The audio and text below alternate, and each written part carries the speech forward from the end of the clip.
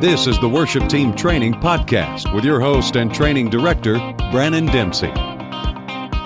Worship Team Training provides live workshops and online resources to help inspire, create, and transform the leading of worship. Now, here's your host, Brannon Dempsey. Hope you guys are having a great day. What is up? What's going on, worship world? What's going on, worship leaders and teams? Hope you guys are having an awesome day. We got a lot to talk about. We got Tim Tibbles right here sitting in the hot seat. He is a worship leader from Fort Worth, Texas, right up the road from us, and it's awesome to have him on. We're going to bring him on in just a second.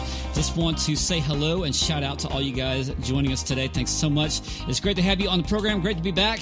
You guys listening to us on Spreaker and also iTunes and the playback audio, as well as watching us on Facebook Live and Periscope. If you guys would, swipe and invite. Let us know. Treasure, what's up? It's good to see you on Periscope. Sweetheart, it's been a long time. If you guys would, go ahead and swipe and invite. You guys know what to do. Let all your friends know what's going on. We're just going to give some time for people to come in. And while we're doing that, I'm just going to, it's good to see you too, Treasure, what's up? I'm just going to let you guys know what's been going on this week. For those of you, this is the first time you're watching live or playback, listening, thanks so much for coming in. It's great to see you. My name is Brannon Dempsey, and I'm the founder. I'm a follower of Jesus and founder and CEO of worshipteamtraining.com. And what do? Exactly this, live and interactive training that comes to you by weekend workshops or our mentoring program or WTTU.co. That is our university, and you'll have that link in there in just a second. And when do we air? Just like this, 11 a.m. on Tuesdays for all worship leaders, pastors, audio tech, musicians, singers, you name it. We got great people coming in. What is up, TD, my favorite? And also, Sharice, what's going on, Periscope? Good to see you guys. Fantastic folks coming in on Facebook Live. We got our topic today, does cut and paste worship work? Talk about it. That's what we're going to be talking about today. Does it work? Or is it just... I don't know. Is it just something that we say and do, or is it something that we really, really believe? Is it something that maybe is a facade? How do you go about planning your creativity? What's up, Sharice? How do you go about planning and getting geared and getting amped up for your worship services? Or is it just all hype? Or are you just too busy copying somebody else? That's what we're going to be talking about today. Learning how to be creative, learning how to be original, learning how to be the way Jesus made you and not you being somebody else. How about that? If you guys would, comment inside the box. If you're watching by Facebook Live, Periscope, let us know what's up. All you need to do is shout out your questions, your comments. We want to know what's going on. Hit us up and let us know what's going on as far as what part of the town, what part of the country, the world you're coming from. And you got my email down there. If you want to email me, if you got questions, you can just comment below. So let's get going. Like I said, we do this on every Tuesday. So it's so great to have you guys. Good to be back. We've been out for about like a week and a half because we had the Hurricane Harvey hit, and I'm just sporting the Harvey beard right here, and it kind of stuck with me. It didn't want to leave. It just, worship leader here got a little jealous, so I said, okay, so we're just going to give you a friend. So now they're friends now, because see, they're all connected. All right, they're all connected. So it's all working. Hey, that's just who I am. Sorry. Thank you, Treasure. Appreciate that. And I see Tim's laughing in the background. He's probably laughing at something else, not me. And we got this, we have coming up this Thursday. You can't miss this. We have Rich Kirkpatrick on the program this Thursday at 11 a.m., but you got to sign up to be a member in our university program. Just go to WTTU.co. Wes Morgan, I look like, you kidding me. Shawnee is from Jacksonville, Florida. What's up? Originally from Michigan, lived in Fort Worth. Wow. Gord, what's going on? Great to see you. So, guys, if you want to watch the special training with Rich Kirkpatrick, he's going to be talking about cut and paste worship, why that can be dangerous for you, your team, and your church. You don't want to miss it. Sign up at WTTU.co. It's in the title of this video that you're watching, and it's also in the title if you're listening by playback right now. So you want to be sure to get that. The next week, Chris from Canada, is coming on the program to talk about healthy teams. What are we doing with our healthy teams? And how do we make that... I don't know, infectious? But can health be infectious? Usually that's a bad thing. But usually, you know what? Everything that we call today is good is bad and bad is good. So what's going on with your worship team? How can we help with that? All right. So we got some great friends watching right now. Thanks so much for coming in. Again, always comment. Tell what's going on. Great people in the house on Periscope, Facebook Live. Let's get right to it. We got our awesome friend here, Tim Tibbles. Say what's up, Tim. How are you, brother? What's up, guys? How are you? It's great to be here today. Man, it is so good. I just want to say Tim has been a fantastic friend now we've been dialoguing for it's been more than a year, dude. Like 2 or 3 years, like a while now, right? Yeah, I mean, I've always tweeted your stuff out, and we've connected on Twitter and Facebook, and I'm just glad we could finally make this connection. I know, man. You're awesome. And I mean, it's been so long since I kicked the screens. It was just so exciting for me. So, but yeah, we've been trying to get you on. It's so great. So tell us, what are you doing, man? What are you doing in Fort Worth? Your church name, where you're from, all that good stuff. Yeah, I'm the worship pastor at Pantego Bible Church, and we're just on the east side of Fort Worth. This church has been around for like 100 years, so I mean literally. So there's challenges with that, but we're a healthy, growing church, and I'm super excited. Basically, my job is just to make sure people sing and worship every Sunday, and all the things that go along with that. Got it. Awesome. All right, so let's jump into also like how long you've been doing this. Man, I've been a worship leader since I came out of high school. I actually did a lot of it when I was in high school. Went to college for a little bit to try to get a music degree. I'm a typical worship pastor, college dropout, and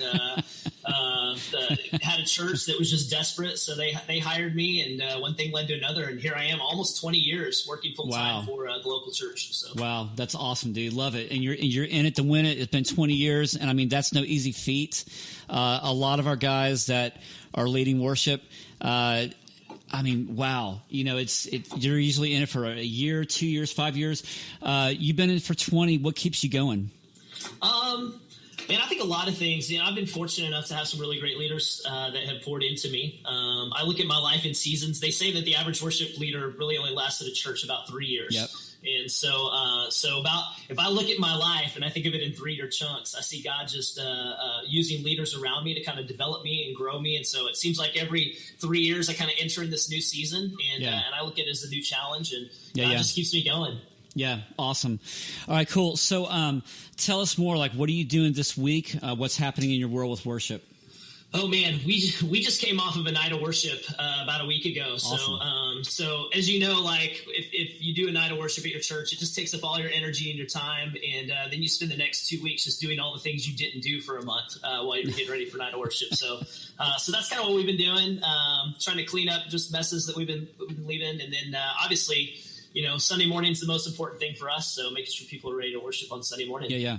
Awesome. So I bet there's a lot of planning and creativity involved putting that night of worship together. For sure. In fact, I just came out every Tuesday. I meet with our pastor. We get our whole creative team together, which includes a couple people from my team, some of the other pastors from our church. We sit together on Tuesday morning. We evaluate what happened on Sunday, and then we talk about what's coming up. And we spend a lot of the last few Tuesdays getting ready for our night of worship, for sure. Yeah, awesome.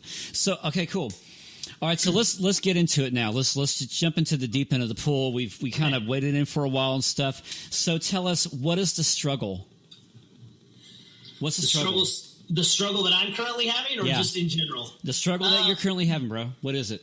Okay, so it's funny you asked that question because I was not prepared for this. Good. One of the things that God's been really working on my heart right now is the songs we sing and the relationship we have to them. And that sounds kind of broad in general, but as I look at the songs that we're singing as a congregation, I'm starting to ask a couple questions I don't think I've ever asked before. Number one, is this song really about God, or is it just about me telling God what I think? A lot of songs I think are written from very personal places. Take the song "King of My Heart" right now. It's a huge song that our church loves to sing. It's a very personal song. And, so I struggle right now thinking, okay, should we be singing songs to God about us, or should I be singing songs and leading my church in songs to God about the glory of God? And I think there's probably room for both. But I think the thing that God's really putting on my heart is I wonder if we're really out of balance on that, when really what I'm doing is I think I'm worshiping God, but really what I'm doing is talking about myself to God. And so that's kind of the spiritual struggle I'm having right now. Yeah. So what makes you think that it's all about you? Man, you look at some of the songs that we're singing, and songs that I love, by the way. And first of all, this is no diss on any worship music that's out right now. I think there's some powerful worship, and a lot of these songs we sing. Right. But one of the indicators that I've been looking at a lot is how many personal pronouns are in this song. Like when I sing this song, does it have a lot of I and me and us and we, or does it have a lot of you and he and you know, speaking specifically to God's glory? So I think that's one of the things I've noticed when I look at songs, and I wonder what I'm really wondering right now is, can I sing a personal song and it be true for the whole congregation? Can I sing the song, you know, let the king of my heart be the shelter in my storm in a huge church where maybe not half the people actually believe those words that are being sung because it's such a personal thing. Now, again, I think there's plenty of room for singing personal worship in a congregational setting. But what I'm really kind of wondering is where the balance is on that. And so it's just, I don't know. I don't know what the right answer is right now, but those are kind of the indicators I'm looking at. Yeah, good. So, I mean, what is your church saying when it comes to?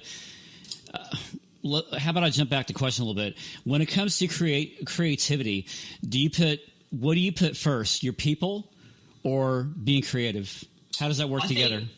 I think our job as worship leaders is first and foremost to lead worship, and I think sometimes we forget that. I think we love being creative.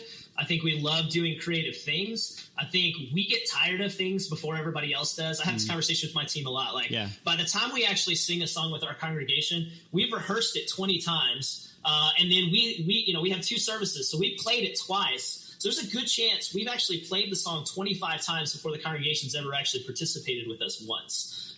Then you start multiplying that exponentially by all the rehearsals we have leading up to worship services. A church may have only heard the song 5 times or participated in the song 5 times, and we've done it 100 times. So we can get really tired of things and feel like we need to freshen things up when the church is really just starting to grab a hold of this. So my job, first and foremost, is to make sure the people in our room engage with the living God. You know, I can be too creative and it can shut that down. Or I can be creative enough and it expands their experience and they actually do engage more. So I think I just have to keep that in mind when I'm thinking creativity. So what is being too creative? Well, here's a good example. Just because I love tradition. We're not a traditional church by any means, but I like to think of us as an intergenerational church. Yeah. We spend a lot of time making sure that whether I like to say whether you're 9 or whether you're 99, you can participate in our worship service. So if I take an old hymn that a lot of people in our church have known forever, and I sing it in a way that's not familiar to them, it may be the most creative arrangement ever, but it's going to come across as a new song, and people who would have wanted to engage begin to immediately shut down. So sometimes it's good to balance your creativity with, is this going to stop people from singing? Is this going to stop people from clapping their hands and from participating? Or is this going to cause them to pause and want to engage more? We did, I don't know if you've listened to the new North Point album that came out a couple weeks ago, but this song "Death Was Arrested" is huge. Our church loves that song. Yeah, wow. And on their new live project, their EP, they did a thing in there which I thought was fantastic. And they paused kind of on that last verse, our Savior displayed on the criminal's cross, and darkness rejoices, though heaven had lost. And if you watch the video, they black out the whole arena and they just stop for a second. And we did that. We decided to do that on our night of worship. Wow. So we did that arrangement and we stopped. And when we came back in but when Jesus arose with our freedom in hand, our people worshiped on that part of the song like they've never worshiped before. So wow. I think, obviously that wasn't our idea. It was theirs. They're the originators of that. But that creativity caused more worship. It didn't inhibit, or prohibit it. So that was something that you was it something that you copied, or was it something that inspired you to do it your own way? I think it inspired us. I don't like to, I love the title of the live today because I don't think cut and paste worship always works. Sometimes it does. So is it a one size fit all? No, I don't think it is. Right, I think you have to know your people. And so what we did in this case is we actually changed a couple of things on it. Me knowing that our church just loves this song and they love to sing it, and we've never changed this arrangement on them before. We've been singing this song for probably a year and a half now. That I probably need to make some adjustments to what they did so that it fits our environment a little bit better. All right. So then turning off the lights, how does, every church has been in that question, do we dim the lights? Do we leave them on? And there's all this debate that's been going on. It's not a new debate. It's been going on for 3 years now. But, is it like a creative end that we try to put to it? But then how do we make it more intentional? Does it even matter? What's that like for you? Well, I think, in this case, this was a night of worship for us. And when you do something like that, it provides you a little bit more freedom than we might have on a Sunday morning. And sure. So I think it's important. It's really, really important to know your congregation. If you don't know how your congregation is going to respond, then you probably need to take the time to consider that before you actually make any adjustments. Some churches worship better with a bright lit environment. Some churches, you turn off the lights and people sing louder. So I would say, know your church and be willing to try some things. If you're a pastor watching this, I would say allow your worship leaders, your worship pastors and ministers the opportunity to try things and evaluate them before you decide that they're not going to work or they are going to work. But if you're a worship pastor, I would say, your first consideration needs to be, if I do this thing, is it going to cause people to engage more or less when I do it? Yeah, so that was like my next question. When does creativity for you, I'm speaking for you, when does creativity for you cross the line of becoming more performance versus more worship? Man, that's a great question. I think anytime people stop to watch what's happening on the platform and they stop participating, it becomes a performance. Now, I will say this.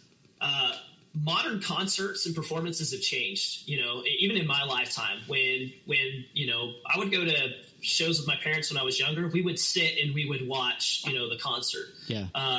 At some point, concerts started becoming real participative, and they want people involved. So I would say that me and the concert promoter of our modern era kind of have the same goal in mind. We want people engaged. We want them singing. We want them jumping around. We want them really enjoying the experience. The difference is that I want them drawing their attention towards God and not towards me. So people stop engaging and they start looking at me, or they start looking at the worship team, or they start saying things like, wow, man, that, hopefully they would never say this, but in my mind they might, wow, that vocal run you just did there at the end of the song, that was awesome. Or that lead lick that you just played, that was awesome. If they start saying that kind of stuff, they're probably not thinking about worship, and they're probably thinking more about the performance.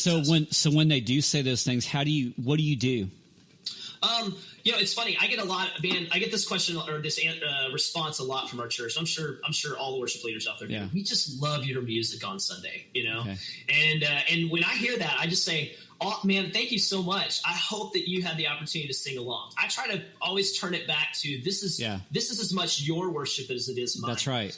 If they say, hey, I really love your singing, I will actually say back to them, I love yours. And they laugh. Oh, you don't want to hear me sing? No, I do. The Bible says make a joyful noise, not a pretty one. And as long as you're out there being joyful, man, we're in this together. So as much as I can turn that back to God and to their participation with the Lord, I think that's what I'm interested in. Awesome. I love that. I love the way that you redirect it, because it usually is the opposite.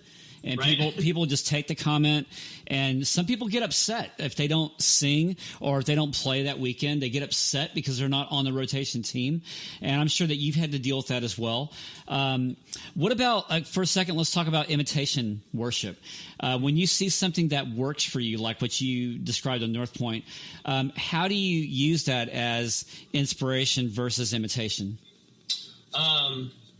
No, that's really good. There's a lot of things I see in that work in some environments that I look at that and I think, man, that would never work in ours. And I think the first thing that I have to do is I have to be a part of my congregation. Some worship teams love to lead worship, and then they go sit, in the green room, and they really never know the people that they're actually leading. Yeah. So, if you've got home groups, you've got small groups, I would encourage worship leaders to get out there and know the congregation, because you're going to hear from them, man, when you did this, or when the team did that, this is when I raised my hands, or this is when I really engaged.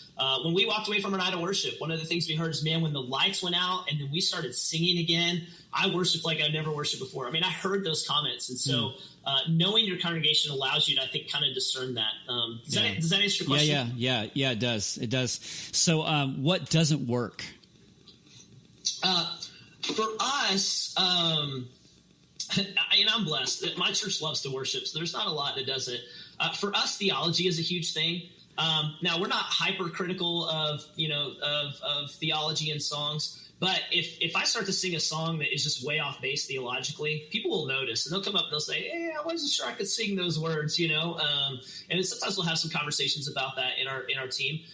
We have a very intergenerational church. Yeah. So if I'm all lead guitars and lead licks all the time, and we're just pounding rock and roll really hard, there's going to be a good significant chunk of our congregation that will shut down and they won't sing. But the second I drop into an acoustic version of "It Is Well With My Soul," yeah, or "Amazing Grace," I mean, they're all in, everybody. So I try to make sure that I recognize the things that don't work. Not being intergenerational.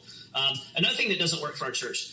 While I love to use the lights as especially moving lights, I love to use those as a tool for leading worship. Yeah. If I'm moving lights all over the place and putting them in people's eyes and things like that, people will stop. They'll stop worshiping and they won't engage. So we've got a couple of rules for our lighting team, like, hey, the lights need to be an instrument in the song. So if the song gets big, we can kind of raise the lights up, and help people, realize, hey, we're going to lift our hands here. But if you just leave it shining straight in their eyes, that's what they're going to think about. They're not going to think about the lyrics of the song or the God they're singing to. They're going to think about, why are these lights in my eyes? No, I can help take care of that. We actually have a floodlight that follows people who don't sing.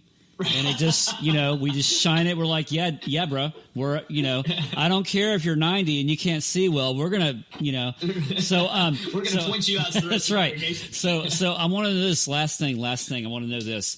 What do you do when you're not creative? What do you do when you feel like it's just not getting?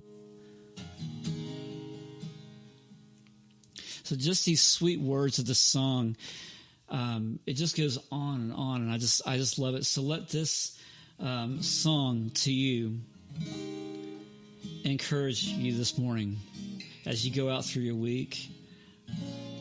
And I pray that God's blessings flow to you, your worship team, your church, your people. Love you. Be sure to check us back out. Coming this Tuesday, we have more guests. Also, we have our fantastic webinar with Chris Bachet coming up next Wednesday at 2 p.m.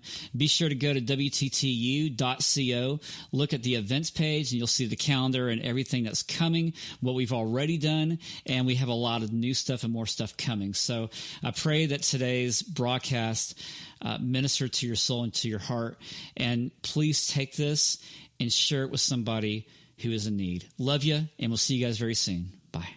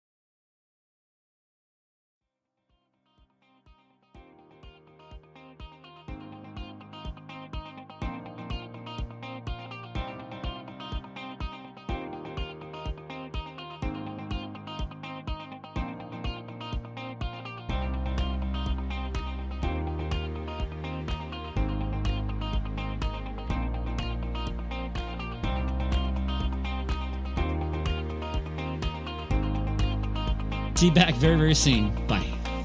This has been a Worship Team Training broadcast and digital production with your host and training director, Brandon Dempsey. Worship Team Training provides live workshops and online resources to help inspire, create, and transform the leading of worship.